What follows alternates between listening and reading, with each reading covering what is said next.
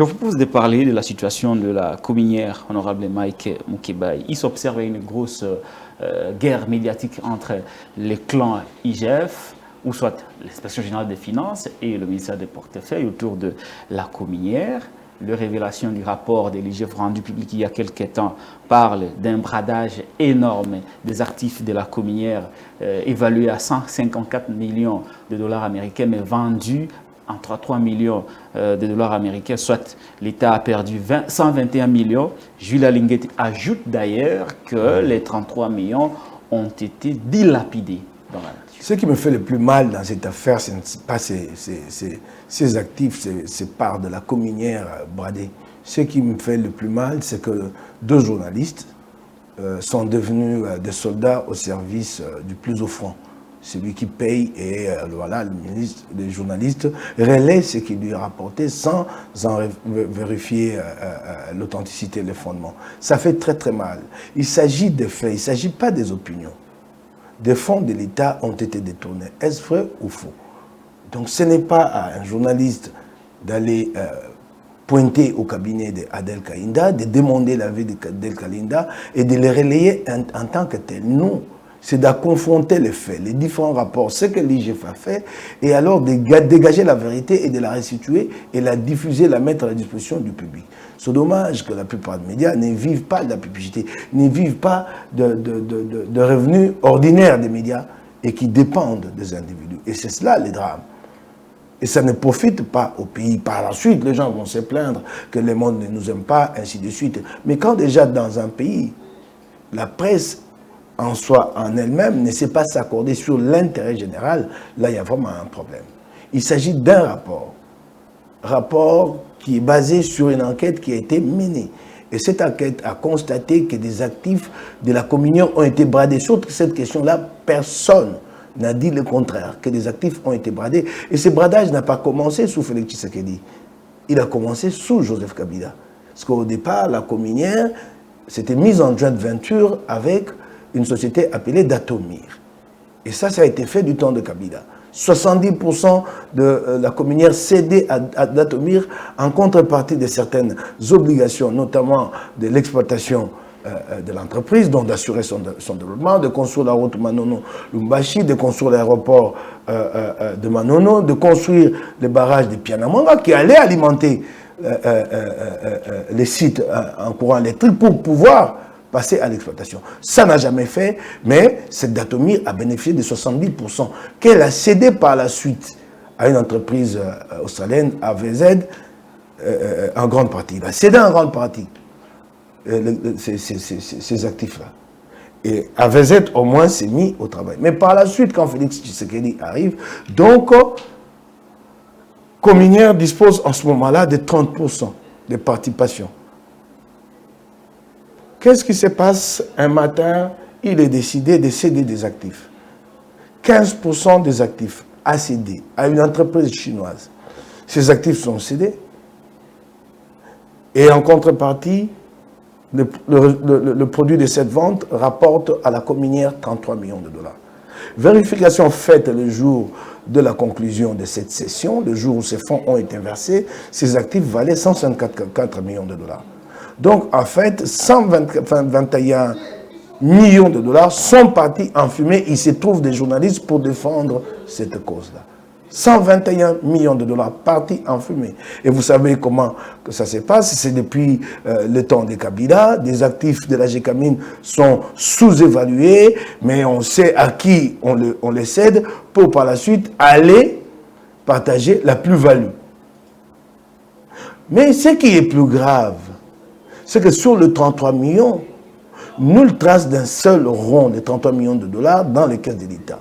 Les 33 millions ont été partagés sous forme de collation, ainsi de suite. Donc, à ces jours, pour des minéraux aussi stratégiques et importants, appelés minéraux du futur, l'État a cédé 15% sans encaisser un seul dollar. Même pas un dollar. Pas un dollar. Et il se trouve de joie pour défendre cette position-là. Ça, c'est très grave. Mais il ne faut pas s'arrêter à cette question de cession de 15%. 5 autres % ont été cédés à une entreprise appelée MCS, sous couvert d'une jointe venture appelée Manomine, mais sous la pression de la même dame du portefeuille.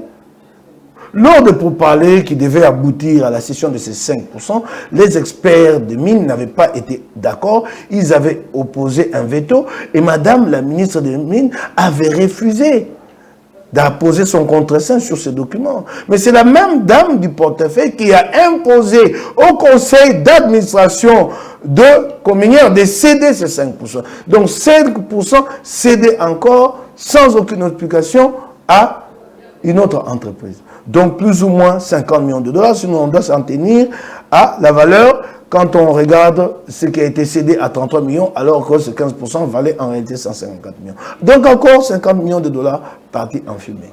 Donc dans cette affaire, l'État a perdu... L'État, au jour d'aujourd'hui, mais il y a déjà 5 autres pourcents qui avaient été déjà cédés par le passé à la même Datomir sous prétexte d'aller chercher des fonds sur le marché international pour construire la route Manono.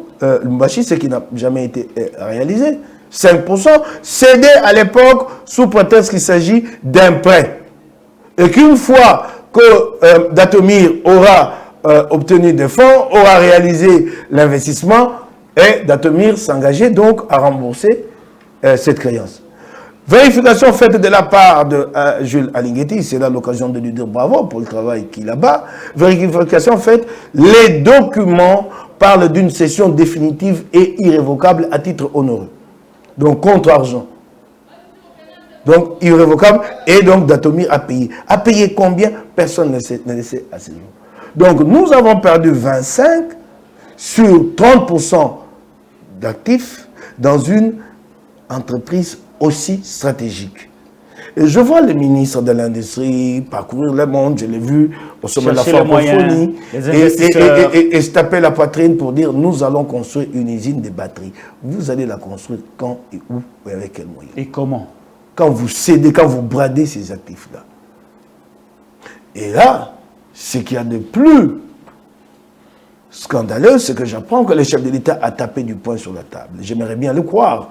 J'aimerais bien croire à sa bonne foi. Peut-il dire aux Congolais qu'il n'était pas au courant de toutes ces transactions? Pour des transactions qui valent autant d'argent, des millions de dollars en dizaines, des dizaines de millions de dollars, ça n'a jamais été discuté en Conseil des ministres. Nous, cette manie-là du chef de l'État de laisser faire, avec ou je ne sais pas son implication, je ne sais le dire, mais en tout cas de laisser faire, et que par la suite, quand il y a clameur publique, quand il y a dénonciation, de chercher à tirer son épingle du jeu en dégageant sa responsabilité, non, non, il est responsable. C'est comme ça que ça se passe à chaque fois. 2 650 000 dollars sont débloqués par le gouvernement central pour le gouvernement provincial en ce qui concerne la salubrité, et c'est lui qui a instruit que ces fonds soient alloués au gouvernement provincial, mais ces services ne se suivent pas. Mais quand il y a moindre pluie tombe à Kinshasa et que la ville est inondée, il dit qu'il n'y a pas de plan d'assainissement dans la ville d'assainissement dans la ville de Kinshasa. Non, Monsieur le Président, ce sont les fonds qui sont détournés. Un plan d'assainissement existe. Et par ailleurs, si vous ne le savez pas, si vos services ne suivent pas, ces fonds-là sont remis à des ONG improvisées plutôt qu'à la RASKIN, la Régie d'assainissement de Kinshasa, qui est la structure spécialisée dans le domaine et qui pouvait bien mener le travail d'assainissement. Donc cette manie-là, que les chefs de l'État se disent que ça ne passe plus dans l'opinion. Très bien. De laisser faire, de laisser pourrir, et à chaque fois, à la fin, non, Chile Gelou, d'ailleurs Chile Gelou en est un bel exemple. Il arrive, il tape du poing sur la table. Il a toujours tapé du poing. Là, c'est même, on n'en est pas la première fois. Là, c'était même en public. Depuis qu'il est revenu du Kasaï, y a-t-il eu des sanctions?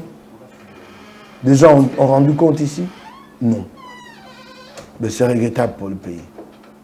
Et quand nous parlons de cette question de la communière, oui, applaudissions pour Jules Alinghetti, le travail qu'il fait. Mais ce travail n'est pas suffisant. Parce que la seule instance de contrôle ici, structure de contrôle, ce n'est pas que l'IGF. Les autres structures de contrôle sont quasi inopérantes, si pas totalement inopérantes. Je vois bien que nous mettons souvent Alinghetti en avant, oui, pour le côté positif du travail d'Alinghetti, il faut lui reconnaître à lui son mérite. Mais en ce qui concerne les gouvernements, non, ce n'est pas un mérite le travail d'Alinghetti. Pourquoi? Et c'est moi, vous citez ces structures-là qui sont opérantes. L'Assemblée nationale est l'organe de contrôle par l'excellence. Mais c'est là que loge la corruption, en premier lieu. Vous avez suivi cette affaire de 21 000 $. Des députés nationaux se sont présentés sur le plateau de télé pour démentir.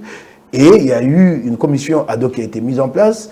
Denis Sesanga a été entendu, Jean-Baptiste Kaseko a entendu, et ces rapports jamais présentés en plénière pour examen. Et nous cheminons vers la fin de la session, la semaine prochaine. Les assemblées provinciales sont aux ordres de gouverneurs. Toutes les assemblées ici, si vous y allez, vous posez la question, les députés provinciaux bénéficient d'une rémunération occulte des dessous de table qui proviennent des gouverneurs appelés primes des gouverneurs.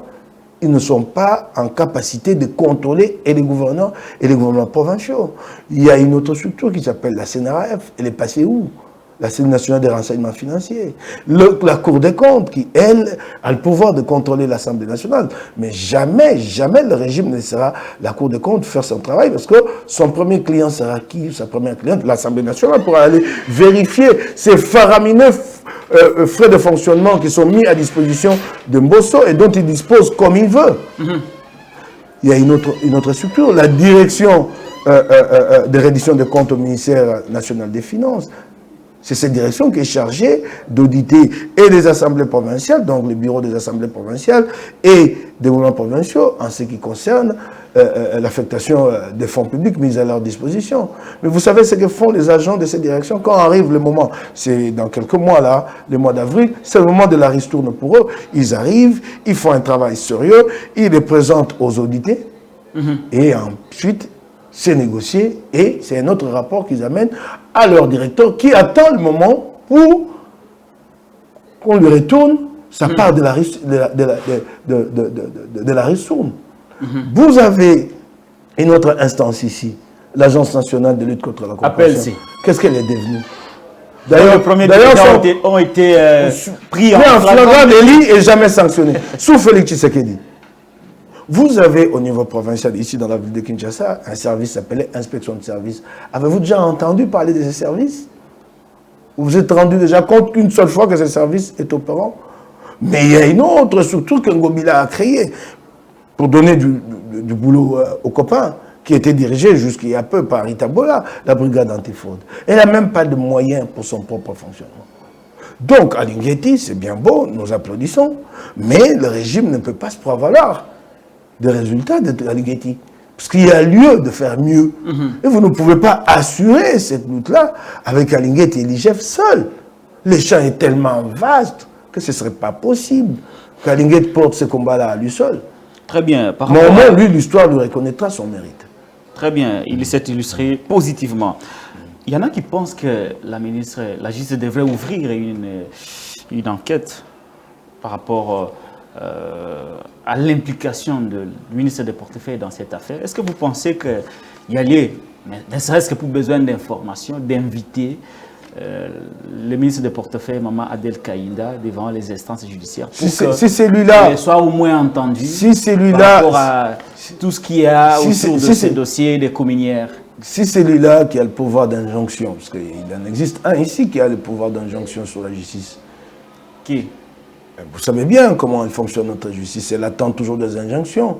Quand c'est Patrick Lukala, des injonctions tombent très vite pour le prendre. Mais là, c'est des millions. Mais vous pensez que ces millions-là, ces millions dilapidés, si vous devez suivre la filière, ça ne remonte pas jusqu'au plus haut sommet de l'État, vous pensez? Sinon, le sommet aurait déjà réagi. Vous comprenez que ça n'a jamais été l'affaire d'un individu. Vous imaginez que cette dame puisse d'elle-même décider de la planification d'une opération de cette ampleur toute seule? Vous pouvez l'imaginer un seul instant?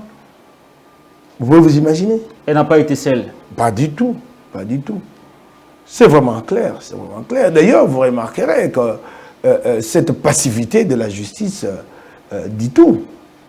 Mais qu'est-ce qui fait qu'au Congo, c'est une question qui me vient en tête, honorable Mike Mukibai, qu'est-ce qui fait qu'au Congo, ailleurs, lorsque 20 000 $, 10 000, 1000, voire même 1000, je me rappelle à l'époque, Manuel Valls avait voyagé avec ses deux enfants pour aller regarder le match de Barcelone. l'État français avait exigé Non, à la différence... à Manuel Valls de rembourser l'argent. C'était un scandale. À la différence de ces États-là... Qu'est-ce qui fait que chez nous, des millions sont détournés? Je vais vous expliquer. Mais ça paraît normal. Non, à la différence... On fait même des gens pour défendre... À la différence de ces États-là, chez eux, la culture de la transparence est présente dans les esprits des uns et des autres.